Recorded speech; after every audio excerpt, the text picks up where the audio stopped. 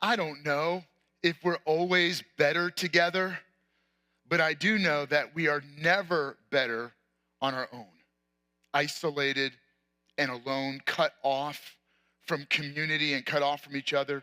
When we are on our own, separated, maybe even feeling disenfranchised, we are always a less version of ourselves.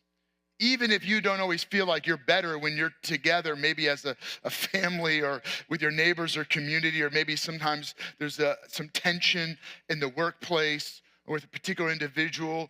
And so you think, man, I would be better make it on my own. But the reality is we're not. In fact, we're designed kind of deep in our nature. We long for, we crave community. We want to find family. We want to feel like we're part of something authentic and genuine, where we can be the best and real version of ourselves. There's this Mexican Indian tribe where they only have 2 children per family, meaning a married couple is only going to have 2 children. And it's kind of like a rule of this tribe. And the reason is what makes it so unique. The reason is because they have a belief that each child deserves 100%, meaning parents are giving, each parent's giving 50% to each child, so the child is getting 100% of what they need, the full attention of one parent. And so the thought, though, is that if a parent had more children, 3 children, then they're only giving a third. If they had 4, only 25%. And so, I don't know. I mean, with 6 kids in our home, maybe our kids do feel neglected sometimes. Maybe they feel like they're not being able to speak up at the dining room table because everyone else is talking. But it's a lie. It's a belief that if I have another friend, like this is what little kids wrestle with in elementary school. You can't have more than one best friend. You can't have more than one friend. And so kids become jealous because, like, if they like that kid, they won't like me. And so there's a mentality sometimes, and I think we can fall into the trap of a small pie mentality. There's only so much of me to go around, and if I add one more responsibility, if there's one more need in my home or mouth to feed, there's only so much, and I don't have enough. There's only so much of me to go around, and so if we had another child, there's another responsibility, I'm spread too thin, and I can't do it. And so have you fallen into the trap of a small pie mentality? As if there's only so much of you to go. Now, I'm not suggesting that there's more of you. What I am saying, though, is that have we believed the lie that I have a limited amount of love to share with a limited amount of people? I have a limited amount of time, energy, resource, and as a result, I've really got to protect this small pie. And so there's a few people I can look out for, care for, and love, and everybody else is on the outside looking in. And when you're on the outside looking in, you're feeling like, I want to belong. I want to find family. I want to bring you to a story. It's recorded in the Bible, but it was recorded by Nehemiah and some of those that came after him. It's actually some of the last writings of the Old Testament, meaning if the Bible is divided into 2 volumes, you have the volume before Jesus, and then the New Testament is the life of Jesus and after. In the Old Testament, it ends around 400 BC. And around 445 BC, you have this story where exiles from Judah have begun to return to the city of Jerusalem, actually for a couple decades. But they hadn't been rebuilding anything. The city is in ruins. The city is devastated, and the people are hurting and broken. They're disconnected from each other. And this news makes it all the way to the palace in Persia, where Nehemiah, the cupbearer to the king, gets word of how devastated the city of Jerusalem still is. And so he begins to pray. He's asking God, help my hometown. Help my city, where my family is from and some of my family still live. And as kind of just the favor of God, he gets the blessing of the king and financial provision to go back to Jerusalem to help them rebuild. And that's really what they do. And the story of Nehemiah is the story of him praying, rallying people to begin to rebuild the city, specifically the city walls, because that was their dignity, that was their protection. And that was even how they kind of guarded the economic well-being of the city. And so as we jump back into the story for this week, let me just kind of read some of this to you, starting in Nehemiah chapter 6, verse 15. It says, so the wall was completed in the 25th of Elul in 52 days. And what this is remarkable, right? So this is about the city, which has been left for decades and decades in ruins. And under normal circumstances, it would take years and years to rebuild the city and the walls. And all of the people worked together and they rebuild the entire city walls in 52 days, which is what makes it so remarkable. And then Nehemiah comments, when all our enemies heard about this, all the surrounding nations were afraid and they lost their self-confidence because they realized that this work had been done with the help of our God. So the people did the work. Nehemiah rallied the people. They all came together and they worked together. They rebuilt the dignity, the provision, and the protection of the city. They rebuilt the city walls, and it was obvious to everyone inside and even their enemies on the outside that the work that was done, even though it was done by the hands of the people, it was really the hand of God. And there are some critical lessons that we can learn from a story 2,600 years ago or 2,500 years ago that becomes relevant today. And there's a lesson here, and that is kind of where I started, that we are better together. I'm not saying we're always better together, but we're certainly better together than we are isolated, alone, disenfranchised, and disconnected. Because somewhere, even when you're feeling disconnected and disenfranchised, you're longing to find family. And we are better together when we find family. What does this mean? Jumping back here, 2,500 years ago, are there any parallels? Yeah, that we live in a community, we live in cities that are beat down, that are depressed, that where people are living devastated and disconnected and feeling disenfranchised.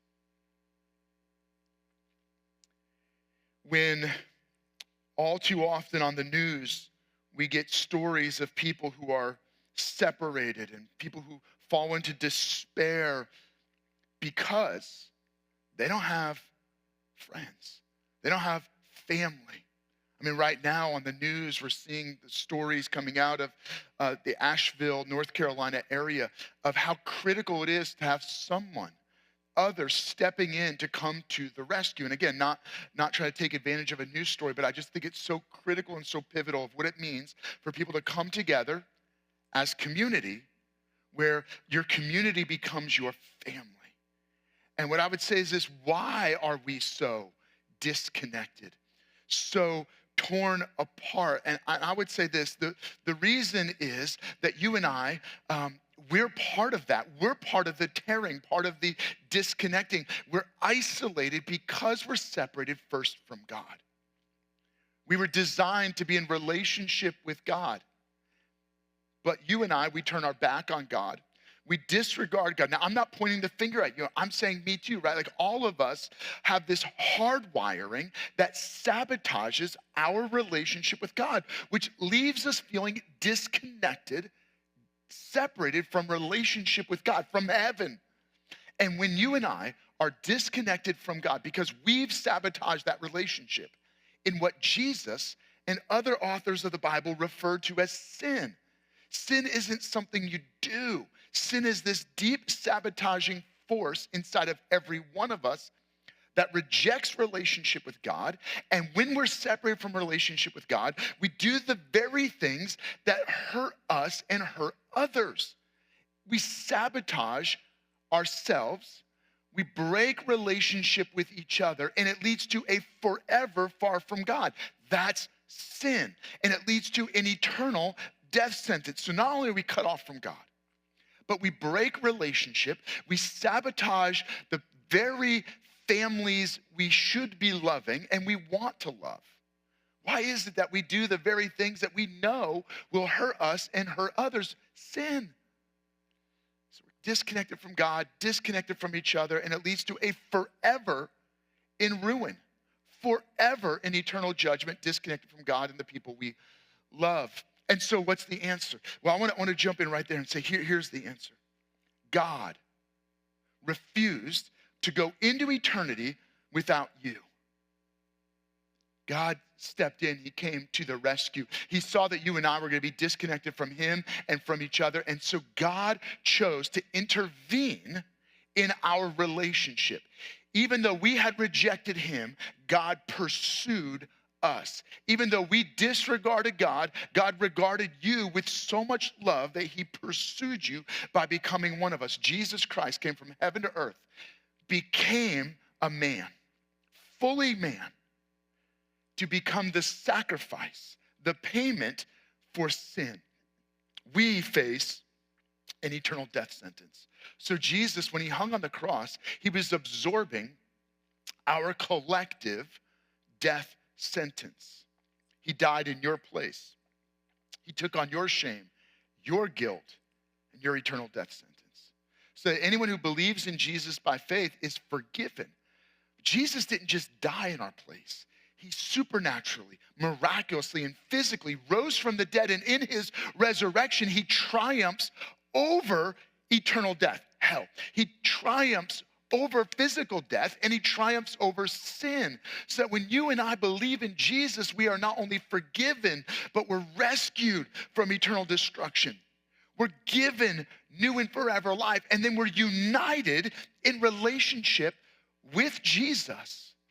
God's Spirit, which is eternal and invisible, comes and makes his home in our eternal invisible spirit, so that when we were previously separated from God, now we are in right relationship with God. You got to begin. If you're struggling with relationships, if you're wrestling with whether we're truly better together, and many of us have experiences where someone hurt us, betrayed us, and so it doesn't always feel like we're better together. We don't begin by trying to fix relationships. We begin through a restored relationship with God. So wait, let's pause right there. Before we move on to talking about how we can find family by being better together, we have to begin by reconnecting with God, by allowing God to forgive us of sin and begin brand new. Can I encourage you to pause right now? If that's where you're at. Maybe you've done church, you've done religion, maybe you've tried hard, but you can't earn relationship. You can only receive relationship with God by accepting his love and allowing him to forgive you of sin. If that's where you're at, would you say yes to Jesus right now? Yes, I believe in Jesus. Yes, I'm willing to receive his love and forgiveness and invite him into my life to be my Lord and Savior. And if you're making that decision, would you let us know? We're going to put the QR code up on the screen. You're going to scan that, fill out the form so one of our pastors can follow up with you and encourage you as you begin this new journey in relationship with God. And when you say yes to Jesus, we not only celebrate with you, but we're looking forward to seeing you baptized as a statement, a public declaration to your family, your community, that you have said yes to Jesus by faith, and we want to celebrate with you. Now, when you say yes to Jesus by faith and you're letting us know that you're making that decision, here's what we know, that we are reunited into relationship with God. Here's how the Apostle Paul wrote it. Now, this is important. The Apostle Paul was a religious terrorist. When you think about it today, you're like, that's the guy who straps a bomb on himself, goes into a bus depot, and blows himself up. Now, Paul obviously wasn't suicide bomber, but he was a religious terrorist. He was killing Christians. He has this radical conversion where he goes from killing Christians to becoming a Christian. Now, you don't have a lot of friends when that's the kind of change you make, but what he discovered was that the change in his life happened because he encountered Jesus, and Jesus changes everything. That story, Paul is a businessman who then goes and he uses his business to help start churches all across Asia and Europe. One of the churches he started was in the city of Corinth, where he writes 2 different letters. And in the second letter, he writes this in 2 Corinthians chapter 5, verse 17. And I'll read verse 17 to 18. He goes, therefore, if anyone is in Christ, the new creation has come. The old has gone. The new is here. He's saying, I am not what I used to be. I'm brand new. You're not who you used to be before you met Jesus. You're changed. Stop acting like you used to act. You're brand new, meaning God has transformed you. And the word he uses there is this idea of metamorphosis. You used to have a caterpillar life, but now you're living the butterfly life. He goes, you're changed. And then he continues, all of this is from God who reconciled us to himself through Christ. He goes, this is only possible. The old is only gone and you're made new. It's possible because of God and his love received through Jesus Christ. He uses this idea of reconciled. This means restored relationship. Things that were broken are healed. He goes, we are made new. The old is gone. Everything is made new in our lives because of what Jesus did, and we're able to have a reconciled relationship to God. Now, he continues because, at Lifehouse, you know this, whatever fills, it spills. Your life, you're filled, and then what fills spills, meaning you impact the world around you through the overflow of what God's doing in you. And that's what he says. He goes, okay, all of this is from God who's reconciled us to himself through Christ. And then he continues. He gave us the gift of reconciliation. He goes, and he has committed to us the message of reconciliation. We are therefore Christ's ambassadors. Think about an ambassador who is a representative of the country on foreign turf. In another country, they are the president's representative. You are a representative, an ambassador of God. So he goes, we are therefore Christ's ambassadors, as though God were making his appeal through us. God has sent you as a foreign emissary to be God's presence to those around you. You are an ambassador of God. So he fills so that what fills spills. He loves you so that you can share his love. He forgave you so that you could forgive others. You are restored to relationship with God so that you can have restored relationship with others. Here's the key. And you see this in the story of Nehemiah, 450 years earlier. You see it in the writings of Paul, that we are better together only when God brings us together. Some of you think that unity can come to our nation through other means, to our community, to your home. It's not going to be a vacation that does it. It's not going to be another date night. It's not going to be, another experience you can have with your kids that will bring you together. We are better together when God brings us together. It is this. We are reconciled in a relationship with God. And then he gifts us with reconciliation that we share.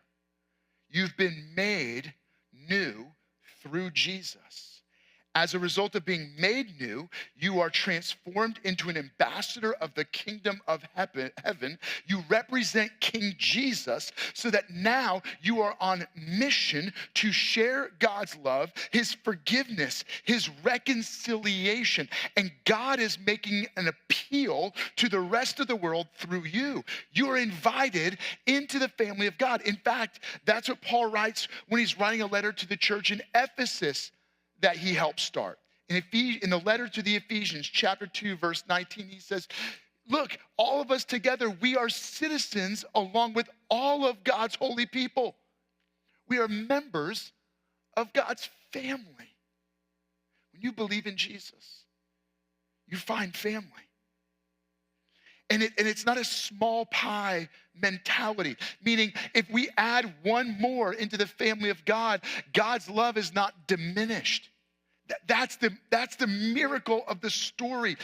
The reality is, and parents who have more than 2 children know this, we might be a little stressed, we might be a little overwhelmed, we might have a limited amount of food, but we know that there's a miracle that happens.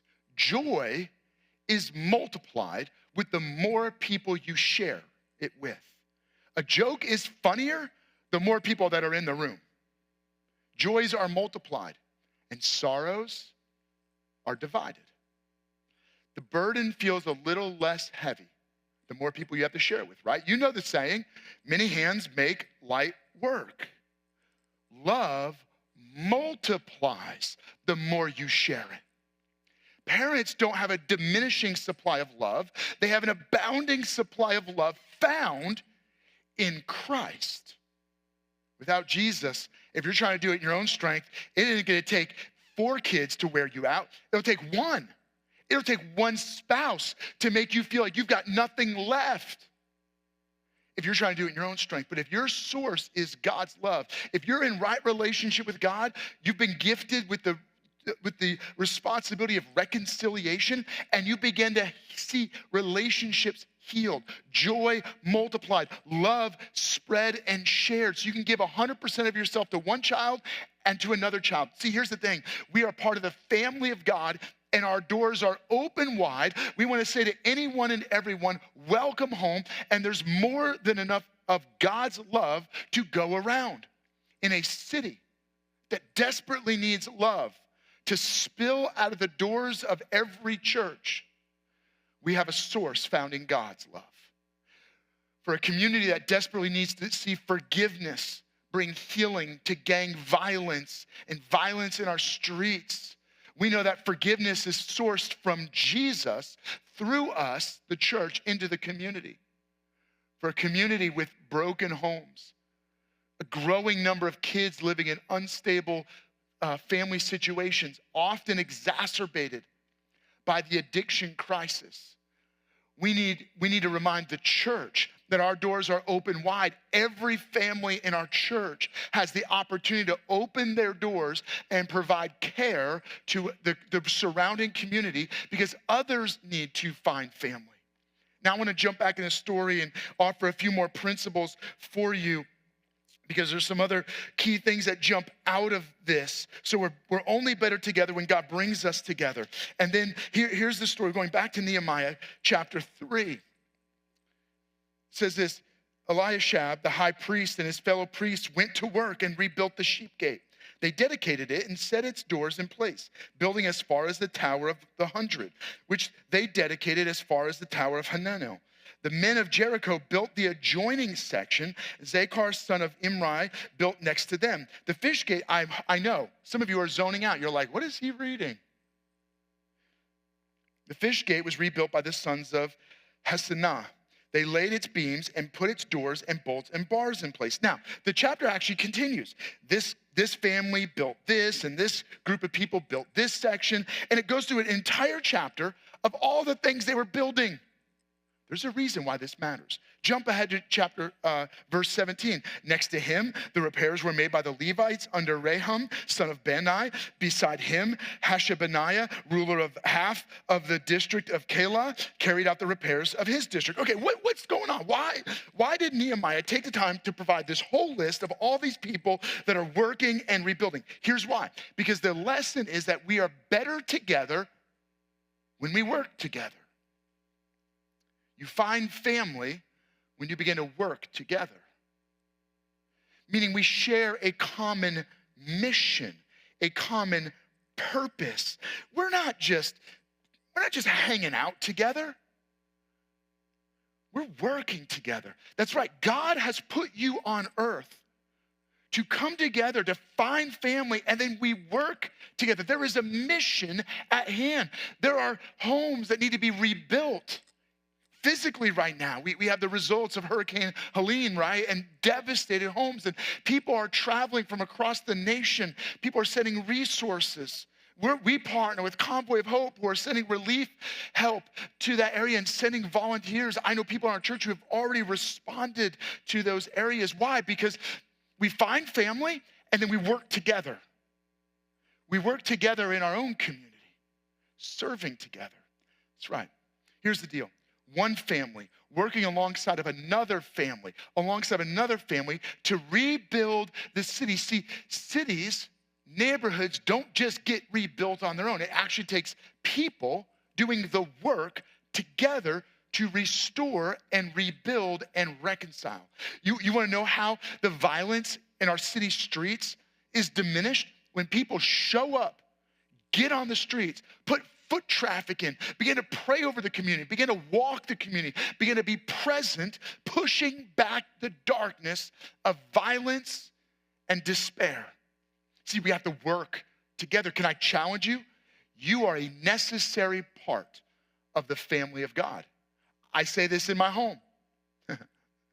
You help make the mess, you gotta help clean it up. Right? Like I'm not responsible to pick up every pair of shoes. We're gonna take turns doing dishes, but I'm not responsible to do it all the time. See, if everybody starts to do their part, we can clean things up and we can make it beautiful. That's what's gonna happen down the East Coast. Communities are gonna come together, right? It's not gonna be not only just the government. The government will probably play a very small part in the rebuilding and the restoring of communities and families. Because we're better together when we work together. And God has uniquely called you. He's given you gifts and talents and abilities. You have a unique place and a unique part. You are necessary in the family of God, where you find family because you work together. But you're not just working together in the church. We're working together to rebuild and restore what's broken in our communities, in our hometown, in others' hometowns. Now let's jump in. I want to give you one more really important lesson here from the story of Nehemiah. And as we do this, let me read a little bit. He's going through the list of how the walls were rebuilt. This is Nehemiah chapter 7. And it kind of wraps up this, or the chapter looks like this. Let me give you a quick flyover. He goes, now the city was large and spacious, but there were few people in it. Houses had not yet been rebuilt. So my God put it into my heart to assemble the nobles, the officials, and the common people for registration by families. And then he literally goes on a long list of about all the different families that they're inviting to move back into the city of Jerusalem. And it's a long list. I mean, it literally says there's this family, and goes through name after name after name. Shephatiah, Erah, Pahath, Moab, Elam, Zatu. You want me to keep reading? No. I'm going to get to something here. At the end of this long list, there's a verse. You're not going to see it, but I'm just going to read it. It goes, the whole company numbered 42,360. Besides there, 7,337 male and female slaves. There's also 245 male and female singers. And you're like, what? What's going on? Why does that matter? Today it matters. You and I watch the news. We know we're tracking how many people not only survived, but were lost in some of these towns and villages and cities, particularly in North Carolina, but down the East Coast, right? Like suddenly when you read these numbers, it doesn't seem like a big deal. But you hear it on the news and you hear 160 people's lives lost, and then you hear the specific stories. See, the numbers matter because they're names, and names matter because it's you. You and I matter to God. God cares about you because he's calling us to find family. Like I've said this before, but if we're doing something together as a family and we look around and there's only 5 children, one of them is missing. We don't go, well, I got 5 others. They're the spare. I mean, I kind of joked about that recently. That one's the spare. No, you're counting because you're like, do I have Laura does this every time we travel. We get in the car and she has everybody's like, you don't just go, hey, are you all there? Obviously, that's silly. It's like everybody has to go around and say their name. She's like, Daniel, Matthew, right? Like everybody's got to say their name because we want to make sure we got everybody in the car. And the point of this is everybody together. Why? Because they're doing life together. He goes, when the 7th month came and the Israelites had settled in their towns, all the people came together as one in the square before the water gate. They were counted. They were numbered. They were together in community. See, we are better together when we share life together.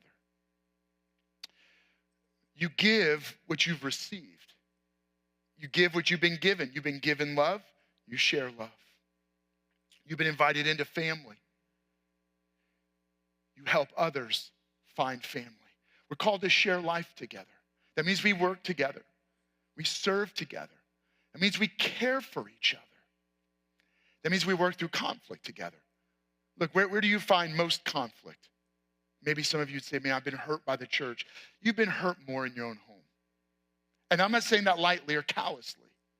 Because there's conflict, because you're close to people, because when you do life together, it's difficult. You know what you learn from the story of God throughout the Bible? That when people find family, they also begin to learn how to work through difficulty and conflict and tension. That we can talk this through. God has forgiven me, I can forgive. God's forgiven you, you can forgive back. I've been loved, so I can love. You've been loved, so you can love back. And then we share that with the community so that others find family. Your life is not a small pie. God is lavishing love on you. And no matter what love you pour out, there's always more in abundance. God is forgiving you. No matter how much you forgive others, there's a vast supply of forgiveness. God has served you. And you, as you serve others, there's always more to be able to give. One of the themes for this week, one of our key focuses is talking about the need in our communities for people to step up into foster care and adoption. And I just want you to know this is not in any way to guilt or to challenge you. Well, maybe to challenge you, but to say, some of you, you've been wrestling with this idea. And maybe the thought is a little bit of a small pie mentality. I can tell you that God will give you the grace, the resources, and the love you need to open your home to help others find family. Would you prayerfully consider opening your home? I also want you, those of you who believe in Jesus by faith, would you open your heart and would you allow us as a church to open our home so others can find family? Make sure that where you have found family, you're welcoming others in. Because we're better together when we share life together. When we invite others into our homes, get plugged into a life group, get connected, and be part of the response of God to the needs in our community where there are people who desperately want the messed up, crazy, chaotic home you have. Would you be that responsive God? Let's pray. Jesus, we can't do this on our own.